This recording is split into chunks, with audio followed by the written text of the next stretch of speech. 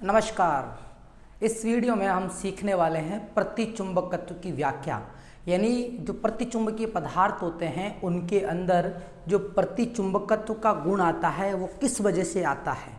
यानी वो चुंबकीय क्षेत्र में रखने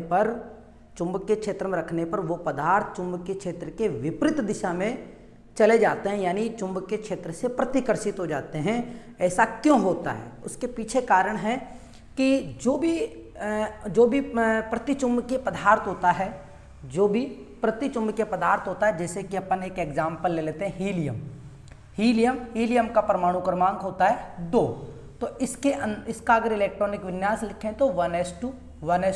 अगर इसका चक्रण करें तो चक्रण में देखो इसके इलेक्ट्रॉन जो है युग्मित आ रहे हैं, युग्मित इलेक्ट्रॉन है इसके पास युग्मित इलेक्ट्रॉन है।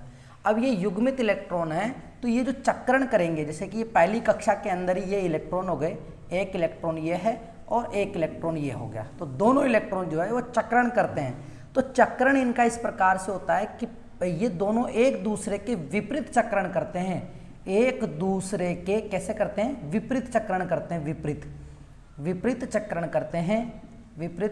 चक्रण करते हैं। जैसे कि अगर मैं इस चित्र को ऐसे बनाऊं कि ये नाभिक है, एक इलेक्ट्रॉन चक्रण कर रहा है इस तरीके से और दूसरा इलेक्ट्रॉन चक्रण कर रहा है ऐसे, विपरीत चक्रण करते हैं। तो इनके विपरीत चक्रण से क्या होता है, जो चुंबकीय आघूर्ण उत्पन्न होता है विपरीत चक्रण करने से। जैसे ये विपरीत चक्रण कर रहा है, इलेक्ट्रॉन गति कर रहे हैं, तो ये जो है एक लूप की तरह व्यवहार करेंगे, क्योंकि इलेक्ट्रॉनों के प्रभाव से विद्युत धारा उत्पन्न होती है, तो एक लूप की तरह व्यवहार करेंगे। एक लूप इस तरीके से हो गया और एक लूप और हो गया, 2 लूप हो गए। तो दोनों लूप जो हो गए वो ध्रुव बनाएंगे। तो मान लेते हैं एक एन ध्रुव बना रहा है और एक एस ध्रुव बना रहा है। तो एन ध्रुव और एस ध्रुव की वजह से क्या हो गया, ये चुंबक बन गया।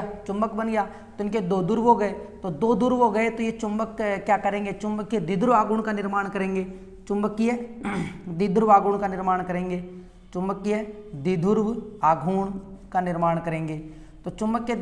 निर्माण करेंगे। तो यहाँ पर एक चुंबकीय द्विध्रुव आघूर्ण जाएगा ऊपर की तरफ और एक जाएगा नीचे की तरफ, यानी दोनों एक दूसरे के विपरीत जा रहे हैं।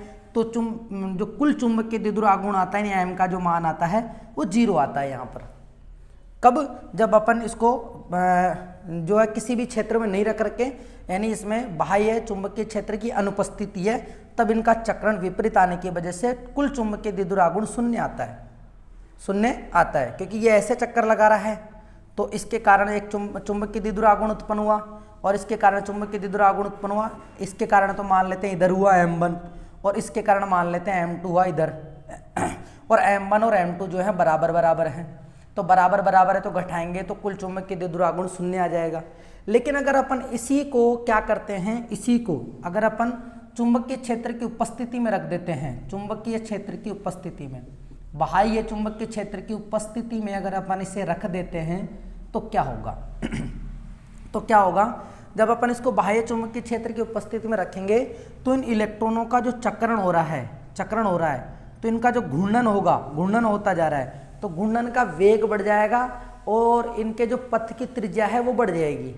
पथ की त्रिज्या बढ़ने से, क्योंकि चुंबकीय द्विध्रुव आघूर्ण का सूत्र M बराबर होता है IH, यानी पथ की त्रिज्या बढ़ जाएगी तो क्षेत्रफल भी बढ़ जाएगा, और क्षेत्रफल बढ़ जाएगा तो चुंबकीय द्विध्रुव आघूर्ण भी बढ़ जाएगा। तो इधर से क्या होता है कि जो M1 है इसका चुंबकीय द्विध्रुव आघूर्ण बढ़ जाता है और M2 का चुंबकीय द्विध्रुव आघूर्ण क्या हो जाता है, कम हो जाता है। तो M1 का कम हो गया, M2 का क्या हो गया, ज़्यादा। तो इस तरीके से बाह्य चुंबकीय क्षेत्र की उपस्थिति में चुंबकीय द्विध्रुव आघूर्ण जो है वो एक दूसरे को निरस्त नहीं कर पाते, क्योंकि दोनों के मान बराबर नहीं होते। इसीलिए चुंबकीय क्षेत्र की उपस्थिति में प्रतिचुंबकीय पदार्थ में चुंबकीय द्विध्रुव आघूर्ण का मान ≠ 0 होता है। इसी वजह से क्या होगा, ये चुंबकीय द्विध्रुव आघूर्ण इसमें उत्पन्न हो जाता है। और ये जैसे मान लीजिए चुंबकीय क्षेत्र इधर लगाया तो M1 का मान, यानी इधर वाले चुंबकीय द्विध्रुव आघूर्ण का मान क्या हो गया, ज़्यादा। तो ये क्या करेगा, उस पदार्थ को इस तरफ खींच के लाएगा, इसलिए यहाँ पे क्या होता है, प्रतिकर्षण होता है। जैसे आपने चुंबकीय क्षेत्र इधर लगाया और इस पदार्थ को यहाँ रखा, तो इस वाले का चक्रण मान लो बढ़ गया, पथ बढ़ गया इसका, तो इसका चुंबकीय द्विध्रुव आघूर्ण बढ़ गया और इसका क्या हो गया, कम हो गया। तो इधर वाले का बढ़ा है। हमेशा ध्यान रखना पथ की त्रिज्या उसी की बढ़ेगी जो चुंबकीय क्षेत्र के विपरीत दिशा में जो है चक्रण करेगा, तो इसका मान बढ़ जाता है। इसलिए चुंबकीय क्षेत्र में किसी प्रतिचुंबकीय पदार्थ को रखने पर वो प्रतिकर्षित होता है। उम्मीद है आप लोगों को ये समझ में आ गया होगा। एक बार अगर मैं इसे वापस से रिपीट करना चाहूँ तो आप समझ लेना।